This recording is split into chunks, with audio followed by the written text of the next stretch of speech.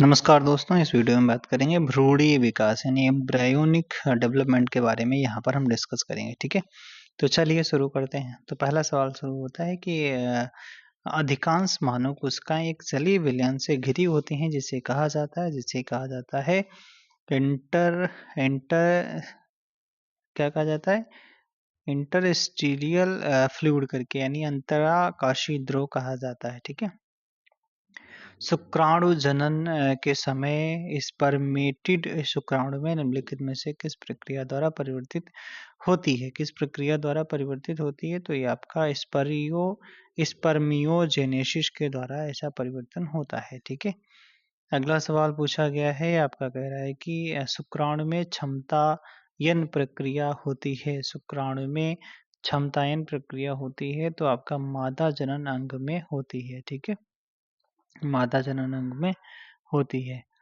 शुक्राणु प्ररोदन के लिए बल प्रदान करता है। शुक्राणु प्ररोदन के लिए बल प्रदान करता है तो आपका डाइनिन प्रदान करता है। ठीक है, डाइनिन प्रदान करता है। प्रथम ध्रुवीय पिंड का निर्माण अंडजनन के कौन से चरण में होता है? अंडजनन के प्रथम अर्धसूत्री विभाजन में होता है। और प्रथम अर्धसूत्री विभाजन में होता है। स्तनी अपरा का निर्माण होता है। स्तनी अपरा का निर्माण जरायु अपरा कोशिका से होता है, अपरा कोशिका से होता है। अच्छा, अंतःस्तर जरायु जो मांसाहारी स्तनी में होता है, उपकला जरायु जैसे सुअर लेमर, रुधिर जरायु जैसे मनुष्य कपि बंदर, और रुधिरांत स्तनी जैसे चूहा शशक में होता है। ठीक है, अंड जनन में निर्मित ध्रुव काय है। ध्रुव काय क्या होता है? अगुणित यानी हैप्लॉइड होता है। ठीक है, हैप्लॉइड होता है, हैप्लॉइड होता है। स्तनियों में वृषण में एंड्रोसाइट्स का उत्पादन होता है। एंड्रोसाइट्स का उत्पादन आपका अंतराली कोशिकाओं द्वारा होता है। ठीक है, अंतराली कोशिका। गर्भनाल की दो धमनियों और एक सिरा को घेरने वाले म्यूकॉइड संयोजी ऊतक का मैट्रिक्स होता है तो ये आपका वार्टन की जेली। ठीक है, वार्टन की जेली।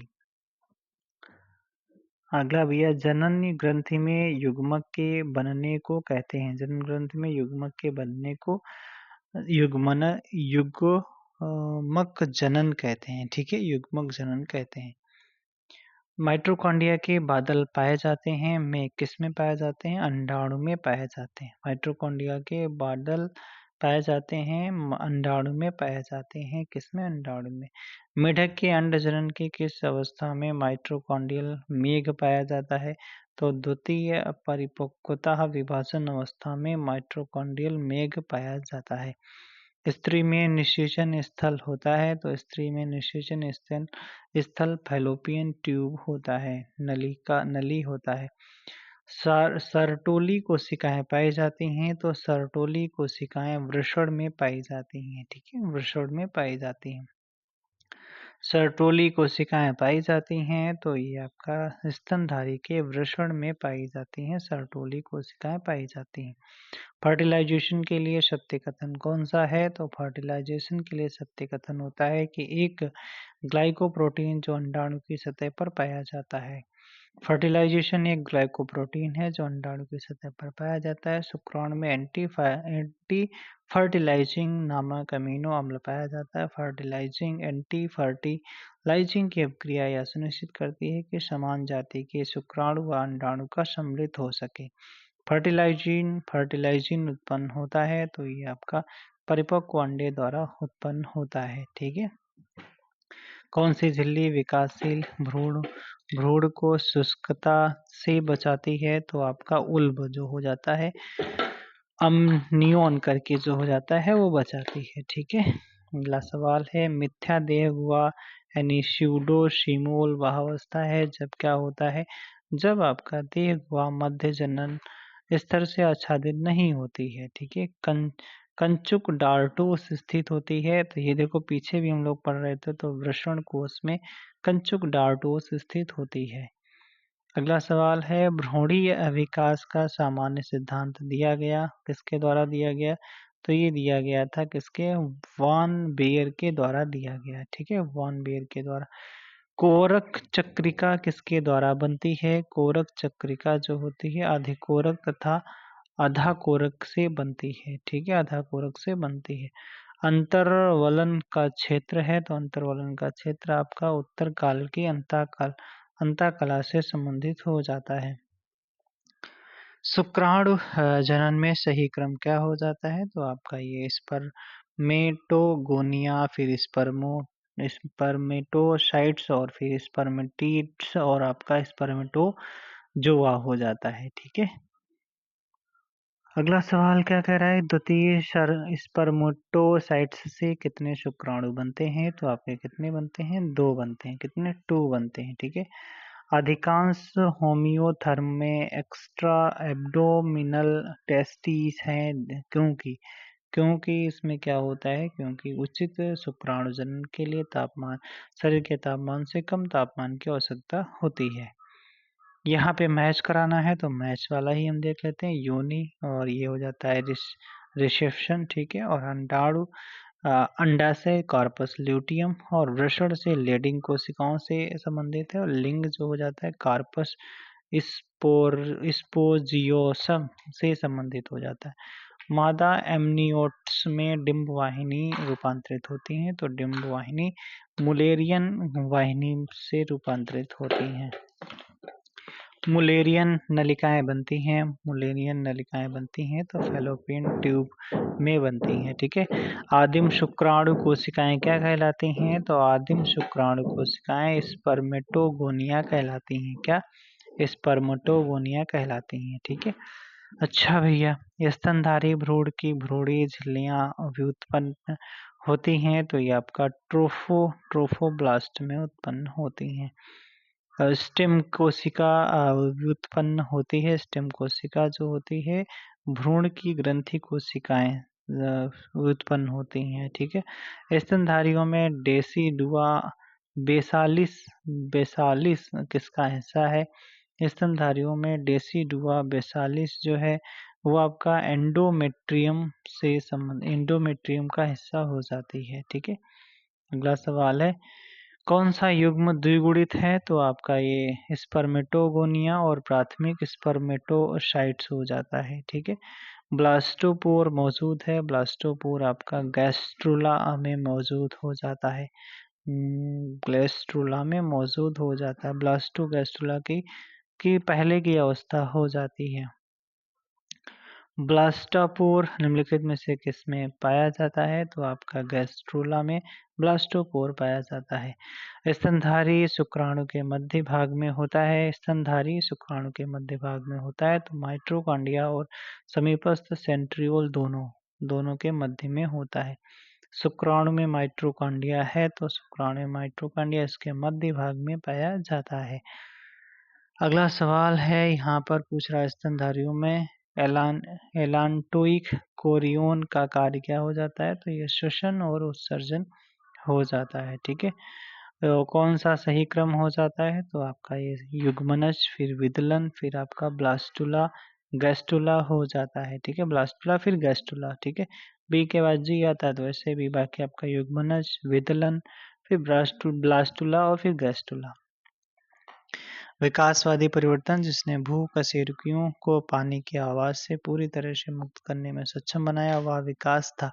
वह कैसा विकास था? तो वह आपका खोलीदार अंडे और आंतरिक निषेचन। ठीक है, फिर मैच कराना है। कोरियो आपका द्रवी वातावरण। ठीक है, एंटाटोइस उत्सर्जन, योल्क सैक पोषण से संबंधित है और एमनियोन सुरक्षा से प्रोटेक्शन से संबंधित हो जाता है। एमनियोन स्पर्मियोजेनेसिस से तात्पर्य क्या हो जाता है? तो ये आपका हो जाता है स्पर्मेटिड विभेदन से हो जाता है।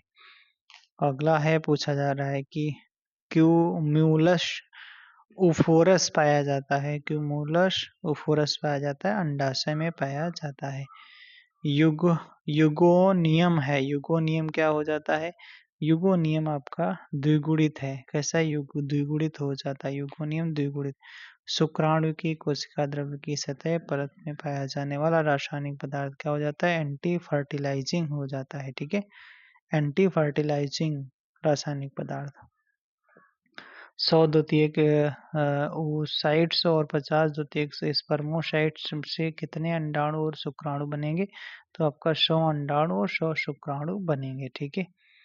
मादा की क्लीटोरिस है, मादा की क्लीटोरिस है तो आपका पुरुष के लिंग के सदृश है, ठीक है। पुरुष के लिंग के सदृश हो जाता है। मादा में पाया जाने वाला क्लीटोरिस नर के लिंग के समजात अंग होता है। दोनों अंगों के भ्रूणीय प्रीकर्सर्स यूरोजेनाइटल फोल्डस हैं। अच्छा भैया, ये आप देख रहे हो यहाँ पे, ठीक है। अगला सवाल है यहाँ पर,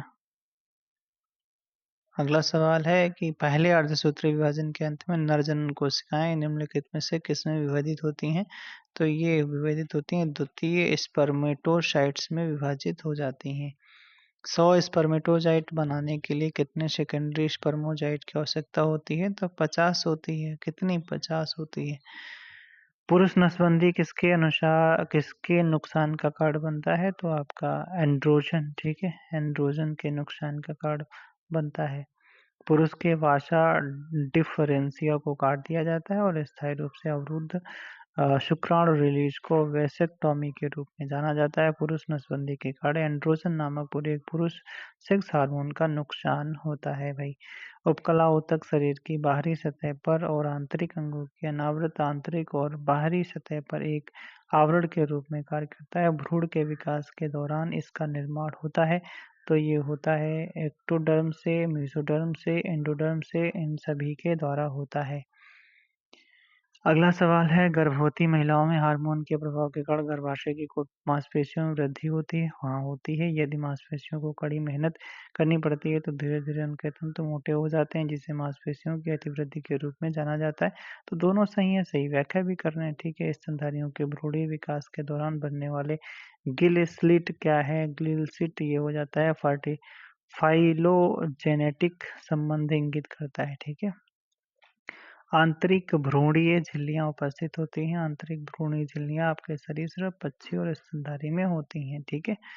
बकरी, मानव, सुअर और गाय में किसमें मात्र और भ्रूण के रक्त के बीच अपरा अवरोध न्यूनतम हो जाता है? तो मानव के बीच में ही न्यूनतम हो जाता है। शुक्राणु जनन का अर्थ क्या हो जाता है? शुक्राणु जनन का अर्थ हो जाता है कि स्पर्मेटिड का स्पर्मेटोजोआ में परिवर्तन, स्पर्मेटाज में परिवर्तन शुक्राणु जनन कहलाता है। बहुभ्रूणता शब्द का अर्थ क्या हो जाता है? वयस्क कई लार्वा को जन्म देता है, उसे ही आपका बहुभ्रूणता कहा जाता है, ठीक है। द्वितीयक स्पर्मेटोसाइट से कितने स्पर्मेटिड का निर्माण होता है? तो 2 होता है। एक प्राथमिक स्पर्मेटोसाइट है तो कौन सा हो जाता है? तो ये डिप्लॉइड हो जाता है, ठीक है। डिप्लॉइड अवस्था, ठीक है। कौन सा अंग ट्यूनिका एल्ब्यूजिनिया से आच्छादित है? तो ये आपका टेस्टिस, ठीक है। टेस्टिस जो है ट्यूनिका एल्ब्यूजिनिया द्वारा आच्छादित होता है। वृषण में शुक्राणुओं का निर्माण होता है और प्लीहा एक लसिका युक्त अंग हो जाता है। ये से आप यहाँ संबंधित नहीं है। श्वेत कंचुक किसका आवरण है? श्वेत कंचुक आपका ये हो जाता है किसका? वृषण का, ठीक है। वृषण का आवरण हो जाता है। कौन मासिक धर्म चक्र की अवस्था नहीं है? तो आपका ये आपका स्ट्रेस नहीं है, बाकी आपका ल्यूटियस, मेंस्ट्रुअल और ओवुलेटरी ये हो जाते हैं। यदि वयस्क में कुछ लार्वा लक्षण बने रहते हैं तो इसे कहा जाता है, तो इसे कहा जाता है, क्या कहा जाता है? इसे नियोटिनी कहा जाता है। नियोटिनी भैया, ठीक है। घोड़ी, गाय और कुतिया किसके दौरान फेरोमोन स्रावित करते हैं? घोड़ी, गाय, कुतिया किसके दौरान फेरोमोन स्रावित करते हैं? तो इस ट्रस के दौरान ये स्रावित करते हैं। फेरोमोन एक प्रजाति द्वारा उत्पादित रसायन होते हैं जो उसी प्रजाति के जानवरों के फिजियोलॉजी या व्यवहार को प्रभावित करते हैं, ठीक है। शुक्राणु का परिपक्वन होता है तो शुक्राणु का परिपक्वन आपका एपिडाइडिस डाइडिमिस में होता है, ठीक है। भ्रूणीय विकास में खोखला गोला अवस्था कहलाती है तो ये आपका ब्लास्टुला कहलाता है। ब्लास्टुला, ठीक है। ब्लास्टुला कहलाता है। अंडाणु का वह स्थान जहाँ से शुक्राणु प्रवेश करता है कहलाता है तो उसे रिसेप्शन कोन कहते हैं भैया। जब प्रवेश होगा तो रिसेप्शन कोन कहते हैं उसे, ठीक है। अच्छा, प्राथमिक अंड कला होती है तो आपका ज़ोना पेल्लुसिडा होता है, ठीक है? ज़ोना पेल्लुसिडा होता है। अच्छा, ज़ोना पेल्लुसिडा। अधिक वृषण कोशिकाएँ पाई जाती हैं। अधिवृषण कोशिकाएँ आपका अधिवृषण में पाई जाती हैं, ठीक है? अधिवृषण में। स्तनियों की शुक्रजनक नलिका के अनुप्रस्थ काट में कौन-सा उपस्थित नहीं हो जाता है? तो शुक्रजनक नलिका के अनुप्रस्थ काट में आपका गतिशील शुक्राणु नहीं देखने को मिलेगा, बाकी सब कुछ देखने को मिलेगा। शुक्राणु कोशिका, स्पर्मेटिड और अतिशील शुक्राणु। प्रथम कृत्रिम वीर्य सेचित भैंस को में उत्पाद किया गया था, तो ये कहाँ पर किया गया था? इलाहाबाद में किया गया था, ठीक है।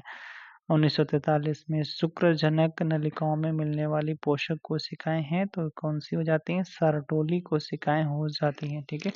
कौन सी भैया? सर्टोली कोशिकाएं हो जाती हैं, ठीक है। सर्टोली कोशिकाएं हो जाती हैं, ठीक है। सर्टोली कोशिकाएं हो जाती हैं, सर्टोली कोशिकाएं हो जाती हैं, सर्टोली कोशिकाएं हो जाती हैं, ठीक है। सर्टोली कोशिकाएं हो जाती हैं। शुक्राणुओं की निषेचन क्षमता से किसमें परिवर्तन आता है? तो किसमें परिवर्तन आएगा भाई?